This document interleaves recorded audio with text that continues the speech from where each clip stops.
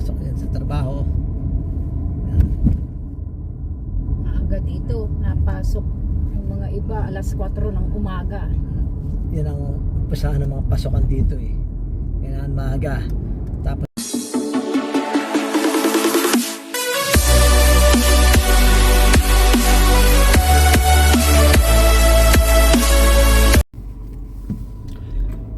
hello guys, welcome to my channel, Parkoy Vlog. Don't forget to subscribe, like, share, and comment. Ito, magandang araw sa lahat. Lunes Santo ngayon. At maganda ang weather namin ngayon dito sa Montreal. 5 degrees lang. Itong darating na hapon, abutin daw ng 16. At saka maganda ang sikat ng araw. Kaya ito, maliwalas ang kapaligiran. Medyo masaya-saya yung mga tao. Naka-jacket lang ng manipis, hindi na naka-bonnet. Ito, papasok kami sa trabaho. Aagahan namin para maaga rin matapos. Tapos maglalakad na kami. Ewan ko saan makarating. Yan, maganda ang ating weather ngayon, kaya ating sulitin ang maghapon. Sa Pilipinas 44 daw ngayon. Mainit na, nagrereklamo na mga tao doon. Buti kami na kahit papano hinahanap-hanap namin ng init dahil katatapos lang ng winter. Yan, nandito ngayon kami sa biyahe. Punta kami doon sa Westmount, nilinis sa building, mga minutes ando na. Hindi naman matraffic ngayon. Mag-alas 9 na umaga. Naka-stop pa. Dadaanan naman tayo dyan sa mga horse ride.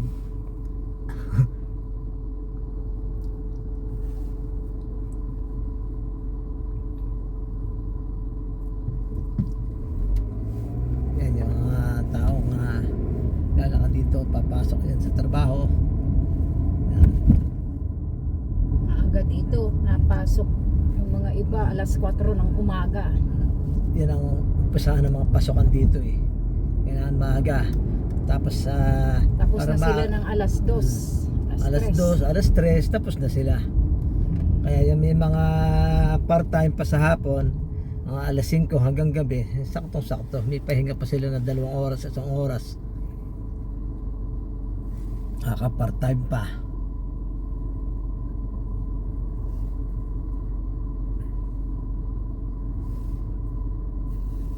At malapit na magsibulan ng mga talulot ng mga puno. Yung ibang damo tumubo na kasi sumikat ng araw. Mabilis yan. Nakita niyo yung mga damo dyan sa paligid, sa gilid ng sidewalk, green na. Pag naarawan yan, mabilis tumubo. Oras na maarawan, tubuan agad sila, berdeng berde. Ganda rito pagka yung summer ang kapaligiran, maberde. Lalo dun sa Beaver Lake, ganda ng mga puno dun eh.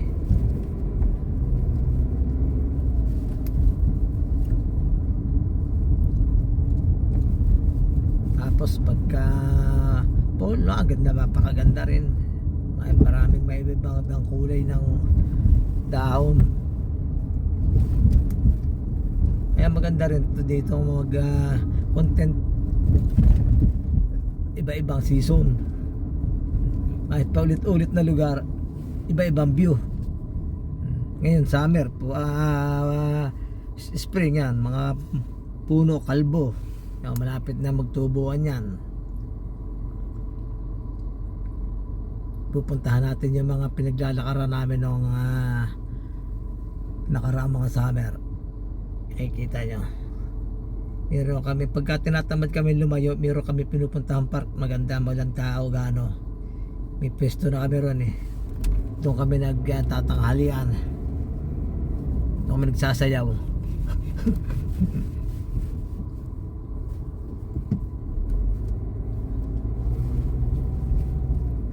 Traffic ka.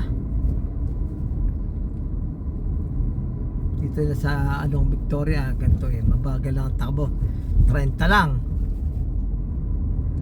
Yung iba nga lalo pag matatanda, nako, nasundan mo, napakabagal.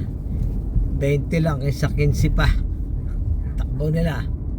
Hindi ka naman maka-overtake kasi magkabilang side ng kalsada. Yan may mga nakaparking. Ay, bakit dito? May pasok ang mga bata. Akala ko Easter break. Oo nga Easter break dun sa alaga ko May pasok pa dito, Dito may Lunes. pasok sila. Lunes Santo na. Ayan nagpapasokan pa lang yung mga bata. Hindi pala lahat ng school may Easter break. Ay, oo nga. Hanggang siguro yan, hanggang Miyerkules pa. Huwebes. Ayan kasi dito may eskwelahan kasi. Kaya traffic Maraming tumatawid na bata. Kaya dyan may taga tawid sa kanila pag ganito. Yan, may taga-tawid dyan ganyan. Kumbaga sa atin dyan sa Pilipinas, yung mga sa Mikawayan, mga task force. Yan dito ganyan. Kaya medyo mabagal. Pasok oras ng pasok kasi kaya traffic dito. Andito main road. Yan, pinapayagan magparking yung mga sasakyan. Wala na yan mamaya. Mali nga to hindi maganda to. Kasi pag nakasalubong mo malalaking truck, magmi-minor ka talaga kasi sasabit ka. Kasi mga nakaparking sa gilid, masasagi mo. Yung iba kasi kung pumarking malayo pa sa gutter, sagi mo side mirror.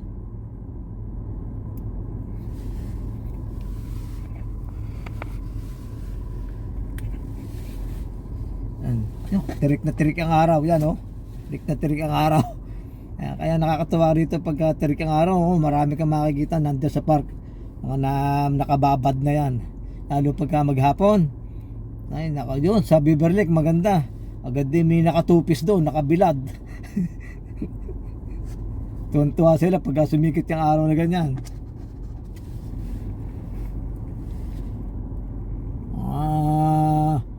Half day sila ron, nakabilad lang. Tutulog yung iba nagbabasa ng libro.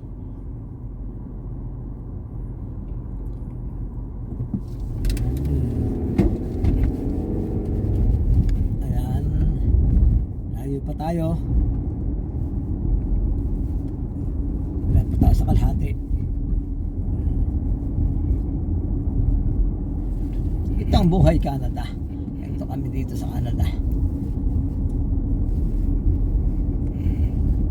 Pero pagka may time na bakasyon yun, punta kami ng up north. Yung maganda ron, sarap bumalik doon sa up north. Maganda ang view doon. Tapos ito summer, tabi ng lake, napakaganda. Hindi kami nakapunta nitong winter doon Last year nandun kami nagpasko walang ganong snow dito noon, pero doon sa up north marami. Nakapalang snow ron sa up north, bundok. Sana makabalik kami nitong summer.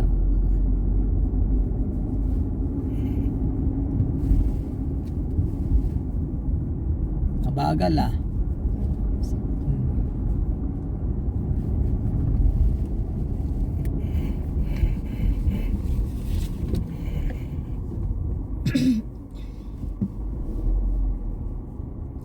marami kasing kumakaliwat kumakanan dyan sa may kanto na yan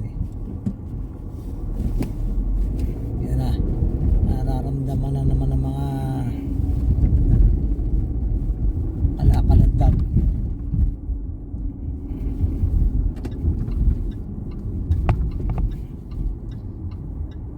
Sabi ng mga taga rito, mababasa namin sa comment, dati ng problema ang kalsada rito 1960s pa ata, ganyan na daw. Summer na lang may ginagawa. punong-puno lagi ang kalsada ng mga orange cones.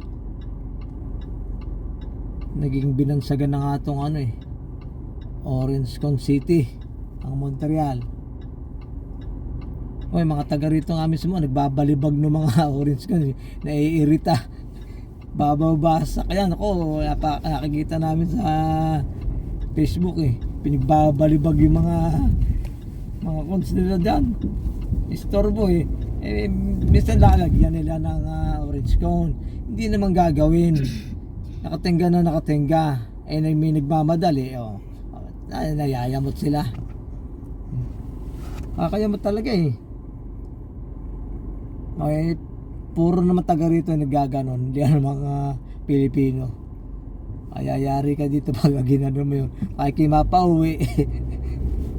Ayaw man ng orange cone, doon ka sa inyo sa Pilipinas. Ayan, nakita nyo, nakaramdaman nyo kalsada rito.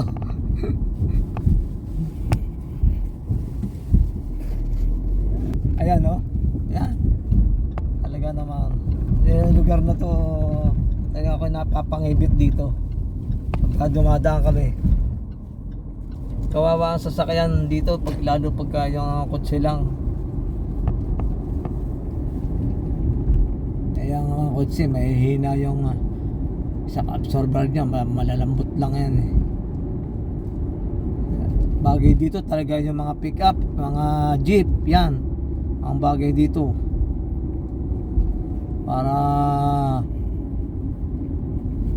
kahit isabak mo yan araw-araw sa mga lubak-lubak na yan. Pang off-road yan eh. Yan, dito naman tayo sa bahay na pare-pareho. Yan naman sa kabila ang... Yan o, maganda. Pare-pareho ang design.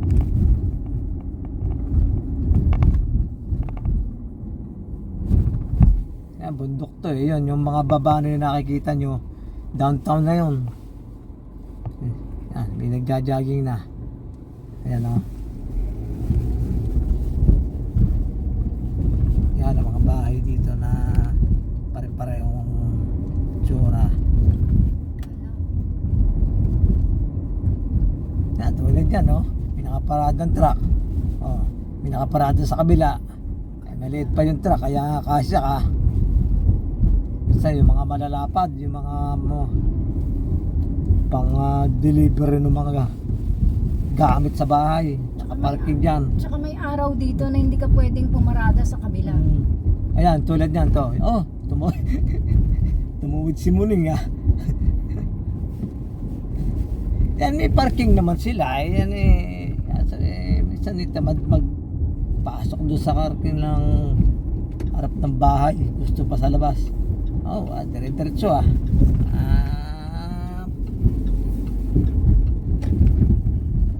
Yan, dito na naman tayo sa Sherbrooke na to. Ito ang sirang-sira dito, yung kahabaan ng Sherbrooke na to. Grabe yung sira dito. Dapat tawagin tong Sirabrook. Oo nga pala. Sirabrook. Bagay nga, palitan na lang natin yung pangalan nila doon sa street. Sirabrook. Sakto-sakto ha. Sirabrook.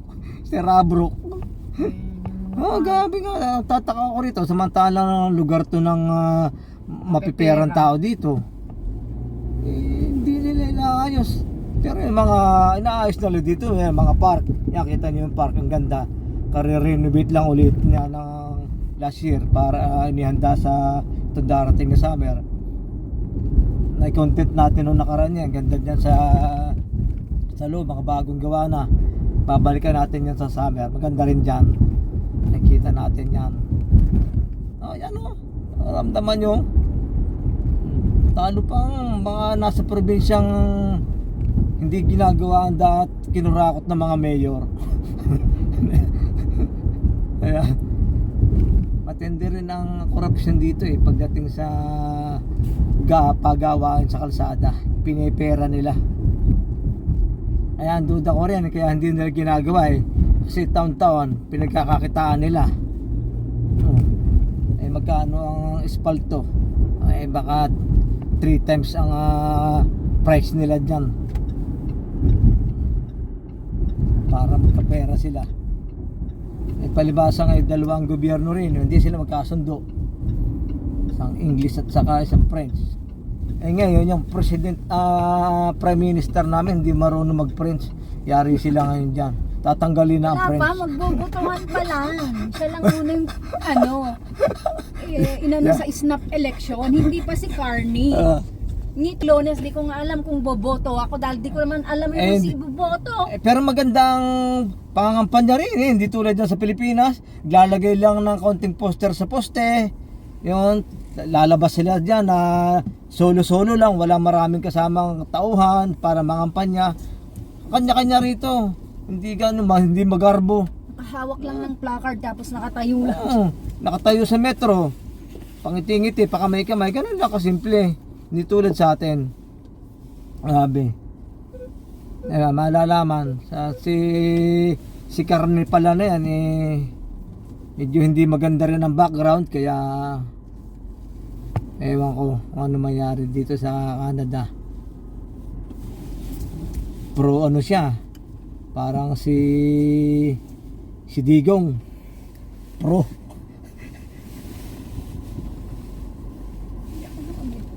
Pro in check. Okay, nandito na kami sa aming site. Okay, hanggang dito na lamang. At samahan nyo ako muli sa aking susunod na video. Maraming salamat. God bless us all. Thank you.